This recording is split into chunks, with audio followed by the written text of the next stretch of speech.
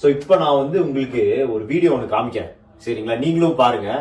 எப்படியாப்பட்ட கான்பிடன்ஸுங்க அந்த மனுஷனுக்கு, பாருங்க இத.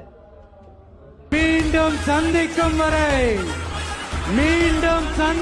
வரை நன்றி வணக்கம். சி ஜோசப் விஜய் எனும் நான். அதாவது ஃபைனலா அவருடைய உரை முடிக்கும் பொழுது, தேர்தலோட ரிசல்ட்டுக்கு முன்னாடி மீண்டும் சந்திக்கும் வரைன்ற ஒரு கான்பிடன்ஸா சொல்லி, அதுக்கப்புறம் அவர் சொன்ன வார்த்தை சி ஜோசப் விஜய் என்னும் நான். இந்த கான்பிடன்ஸ் 100% நமக்கு இருக்குமா இல்ல உங்களுக்கு இருக்குமான்னு கூட தெரியாது. இத நம்ம என்ன எப்படி சொல்லலாம்? இந்த ஒரு கான்பிடன்ஸ் சொல்லலாம்னு கேட்டா, இதயம் என்பது ரோஜாவானால் நினைவே நறுமணம் ஆகும்.